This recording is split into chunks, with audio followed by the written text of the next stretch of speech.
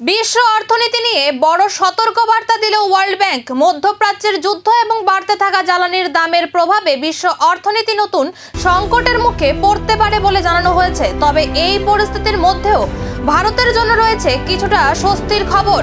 World ব্যাংকের নতুন report অনুযায়ী 2026 সালে বিশ্ব অর্থনীতির প্রবৃদ্ধির পূর্বাভাস কমিয়ে 2.5% করা হয়েছে। সংস্থার মতে মধ্যপ্রাচ্যের সংঘাত দীর্ঘায়িত হওয়া এবং তেলের দাম বৃদ্ধি বিশ্বজুড়ে অর্থনৈতিক চাপ আরও বাড়াতে পারে। তবে ভারতের ক্ষেত্রে ছবিটি কিছুটা আলাদা। ওয়ার্ল্ড ব্যাংকের অনুমান 2026 থেকে 27 অর্থবর্ষে ভারতের অর্থনৈতিক প্রবৃদ্ধি 6.6% থাকতে পারে।